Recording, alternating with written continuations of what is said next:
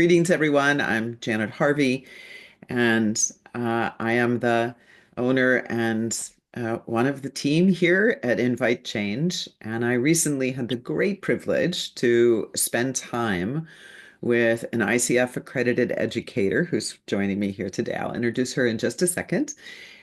She leads the first university in India that is running an ICF accredited program, Shoolini University. And while I get asked often to speak about coaching and to support coaches along their education journey, I found myself completely, uh, what's the word I'm looking for? Um, like a magnet drawn towards Payal. She reached out to me. I had no idea who she was, but it was in 60 seconds. I'm like, yes, whatever you want me to do, yes, I will do that. And so I've asked her to come back and share with us a little bit of her experience of having me join with her cohort for a couple of hours. And I hope you'll enjoy seeing the world through her eyes and what generative wholeness has meant to her and to the cadre that I spent time with. And that's our purpose today. So, Payal, please welcome. I'm just so grateful that you said yes to my invitation for this conversation. And please tell the audience who you are and what you're passionate about with coaching. Well, Janet, thank you so much. Thank you for offering this space. It's an honor to be here. You're very generous and kind in putting aside your time to spend with our level one coaching education cohort at Shoolini University, India. And it's been an amazing experience just being with you Mm. and knowing you.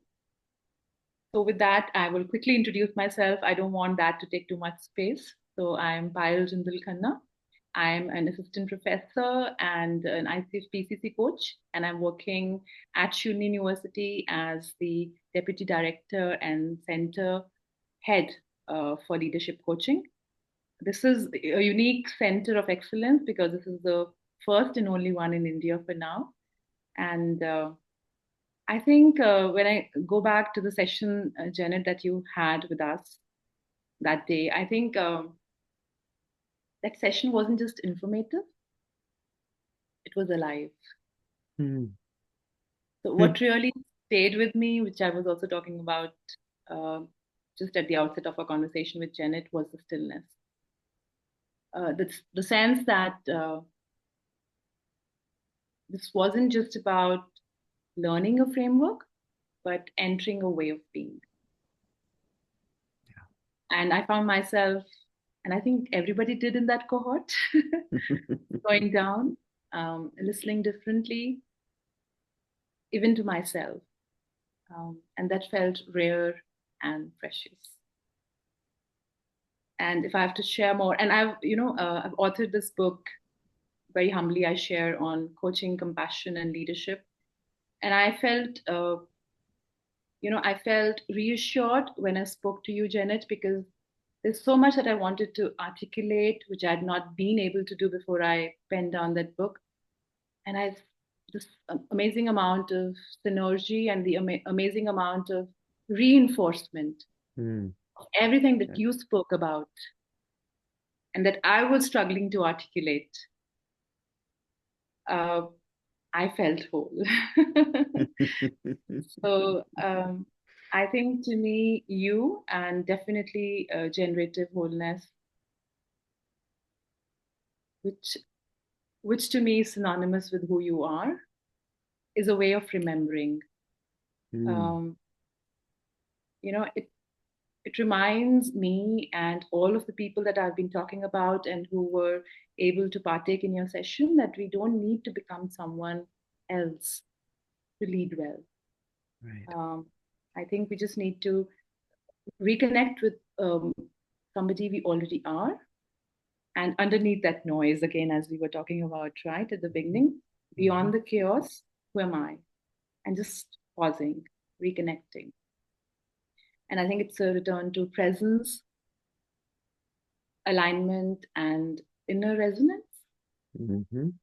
So that's how I would want to. summarize our interaction with you, connect with my authentic presence, if I'm able to, hopefully, Yeah. You know, articulate. what strikes me, Payal, is that you've found words that describe what is often for leaders undescribable. They have a sense of a way of being that will be more satisfying to them, and decades usually of habit and bias that keep them on the treadmill and going in a direction away from coming back home to self. And I agree with you. I think it is a remembering process. And interestingly, uh, when we talk about pause or we talk about time, both of these are something that evokes hesitance. You know, leaders just say, I don't have time to pause. Oh, yes, yes. I mean, we all do, right? Yes. No time, no time, no A- time. And it's a very fascinating tension because we constructed time, which means we can change how we define our relationship to time, but that would require that we accept responsibility for our choices, which is the principle of sovereignty that we talked about. So I'm curious to have you say a little bit more about what drew you to leadership and coaching, right? So something's brought you into Shoolini University and you wrote the book on coaching, compassion, and leadership. And if you look back now on what drew you in and what we talked about in that session, what new perspective do you have on the role that coaching has in development of leadership to be future ready? Such a powerful question, right? Such a deep question and a very difficult question.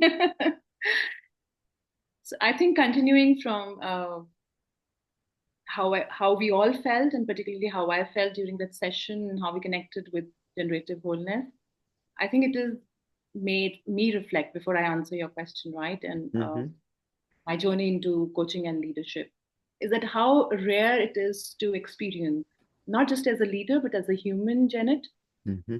uh, a learning space that is not driven by urgency, productivity. I think that's what we are letting ourselves just get sucked into all the time, but by presence and trust. So I think that that felt sense of safety, where each of us as leaders or as humans could arrive at where we are, is what I think makes that transformation possible and what you speak about, right? And I love the way that I just love this phrase that you use, coming home to self, and I've written that again in my diary. So, and it's not easy to create that, you know? So I think it speaks to the depth of mastery behind generative wholeness that you have been able to achieve with your work. And that's absolutely astounding. So, and coming back to your question in a more focused manner, is that my journey into coaching and leadership development has been from a space of inquiry, Janet. And I think it is for anyone, right? And it has been anything but linear. Definitely not been that. How delicious, spontaneity, or and organic. I think it was from wanting to understand what makes people come alive, like Mhm. we did in your session, and I have been ever since. I hope so. And how we create change, not just from outside and from within, right? The inner transformation, the Yes. human revolution, as my mentor speaks about. And I'm so proud of that, that I was introduced to this concept of human revolution so early on, the inner transformation, even before I was introduced to the concept of coaching, right? And coaching, absolutely at the right time, offered a language, a structure, and a deeply human approach to leadership. It Mhm. was so it is not about fixing Janet, right? It is about presence, and it is about I think this is the most powerful for me, awareness and alignment. Definitely all of them woven together by compassion, self compassion for self and compassion from others. I Right. think from being a seeker, I do call myself a seeker because my mentor says we must seek, all through our life. So from being a seeker, a learner, and someone asking really difficult questions and hard questions about self and leadership and systems. I Mhm. started in leadership with a hunger to integrate emotional depth into leadership styles, into Mhm. real world leadership, right? And I think because that's the missing part, the missing piece in the puzzle. And so coaching became the bridge for me. And I again use this phrase so often that my husband really sometimes cringes. I took to coaching as fish takes to water. Every language, as I said, to what I felt intuitively, but I wasn't able to spell out. So that's, yeah, that's how I would put it. You're tapping into an interesting question that we won't have time for today, but I'm going to ask you to come back and talk with me about it, which is what had us abandon the being as we built commerce, economies, education to support those economies, and societal processes that valued effort and transaction over relationship and quality of the experience we have in relationships. This is what I hear you describing, that there is a deep hunger for people to have something that feels more whole, which is a unique definition for each person. And it's an ever becoming state. We're always finding out more about ourselves, and we always will, hopefully.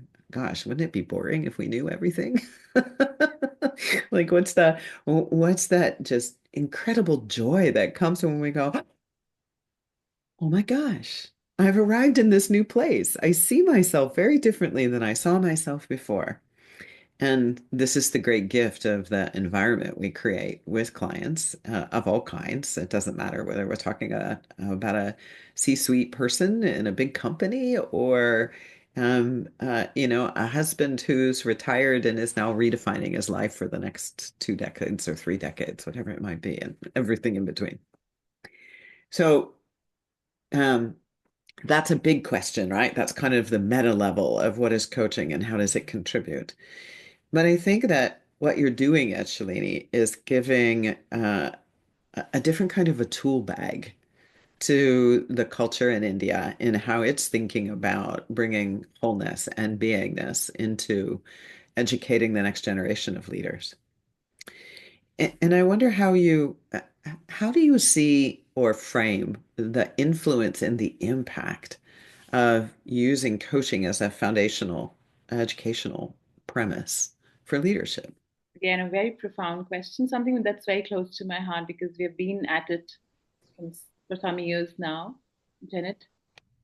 And the question that you with me has triggered a thought, though we'll be what had us abandon that being, right? I mean, we have somewhere along the way forgotten holding space for ourselves and for others, for emergence. Mhm. And that's what actually keeps us alive.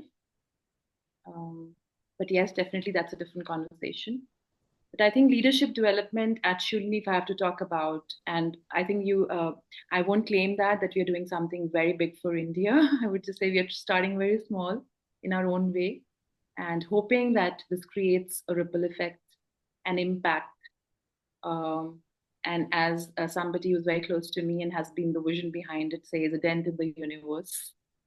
I think it grew from this belief, first of all, before I even share what, answering your question, that self awareness isn't a luxury for leaders anymore. It's Ooh, essential, yes. right? And this has driven us to integrate coaching mindsets. And I would again say, very humbly, just an attempt. We're not claiming anything. Just an attempt of integrating coaching mindsets into our leadership programs early on with the students, the undergraduates, and going up to scholars. And we're hoping that will deepen over time. So that inner alignment is what we are trying to foster in the students and in the teams, one individual at a time. It may be a long way, but definitely is the shortest way. That's why I'm not. That's why we're not putting any timeline to it. We are not. We're celebrating everything that we're doing day in, day out. How people are evolving. Hmm. Uh, it isn't about strategy and execution, which is important in its Yeah. own way. I think the most important is how we relate to ourselves and to others. Yes. Yeah. And the awareness, as you said, self-awareness is now essential for leadership. It's not discretionary because there's so much complexity. If one isn't centered here, we will bias or filter what we see in front of us. So if Yes. I'm leading a team, I won't see the team clearly because Yeah. I haven't seen myself clearly. I don't have the eyes with which to see. Oh, very well put and summarized. And I think, I want to just add a bit here. Sure. Your work on generative wholeness offers that language and structure to something we practiced for long intuitively, but then abandoned along the way. Yeah. So I think it is giving us, at least it has given me a way to invite deeper reflection to whatever work I have been able to study, that you have been sharing with us. Uh, and and you're doing this without making it an abstract. It is helping me explore that how do I stay rooted with who I am, and then Yes. how it also fits into the real world leadership demands. So I think, and that's where though we were not introduced to your work earlier when we started off at the campus, but I think it's so beautifully integrated in the sense that how it doesn't have to be always about knowing each other, right? It could be something that's happening in at different places, but it's just so synergetic, right? Yes. So we at Shoolini also see leadership as a whole system function, as you describe a person as a whole system, right? And it's not about what you do, it's who you are. Emotional intelligence is central. Maybe a very tough job for now, Jared. I'm telling you, it is. It is. It sounds. It feels Herculean at times to overcome, but emotional intelligence has to be central. We have to build environments where people feel safe to reflect, question, and grow. Right, and that's why your session on generative wholeness landed so powerfully for us. So as you think about how to build on that and what global institutions in India need, right? The people that come through your program are ultimately going to go back into the community in some way, shape, or form. And I know that every 1 hour that a person spends with a well-trained coach will impact 1,600 people in 30 days. The ripple effect of coaching is tremendous. We're cathedral builders. We'll never really know the full impact of our work because we can't meet that many people all at once. But we have faith and we trust that when we step into the wholeness, it's possible. So, on that premise, what do you think will happen? What's the vision you have about how it might ripple as they step into, whether you call it generative wholeness or whatever it involves into because you've been exposed to this. What's the vision you have of what that will mean to global institutions? Sorry. I There's this picture in my mind. It's all visual. Hmm. Janet, we are at a tipping point. The world is moving fast, right? Now imagine if institutions around the world, schools, businesses, governments, adopted generative wholeness, adopted whole systems, people as whole systems as a lens. We will stop rewarding exhaustion, burnout, and disconnection. We will start recognizing wholeness as a strength. And what excites me and what I see is the potential ripple. When leaders operate from a place of presence and commitment. And I think, yes, it may sound that we uh, that these words are worn out because we've used them so much, but maybe not. Mhm. And uh, and I love the word that you used earlier from a study, engaged action. Yeah. So presence and alignment as an, you know, really where we are engaging with people, right? Hmm. Where we are creating cultures that are more humane, more creative, and more resilient. And that's the shift we need globally. And I was so amazed because you used this phrase earlier, and which I was planning to talk about, is that we underestimate how hungry people are for meaning, for alignment, for spaces that feel human, right? Yeah. Yeah. So, and I think frameworks like this, it's not to say that, uh, I mean, definitely I'm so very well aligned with what you do, but I think any system for that matter, not just the generative wholeness framework, they Hmm. give organizations tool to create this because leadership, uh, I think, it's just not about the capacity anymore, right? And it's Yes. so much more beyond that. And these frameworks, they're not so powerful. If only you were to come to understand that. When Microsoft bought LinkedIn, they renamed soft skills to power skills. And they did that in recognition that the beingness is essential to open one's lens of perceiving. Maybe not yet to awareness, but the lens of perceiving what's the full territory in front of me. And the minute you do that, curiosity gets activated, and we realize there's more we do not know. And how do we learn? We ask. Who do we ask? The people in our territory. And we ask people that we don't normally talk to. And now we've expanded our relationships and we've built a whole new basis for what collaboration means.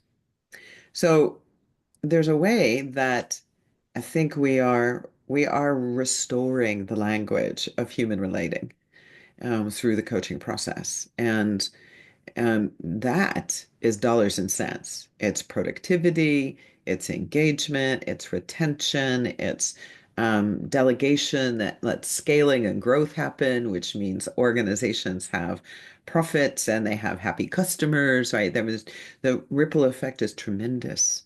And I think organizations are starting to get it, despite That, their entrenched need for the rational.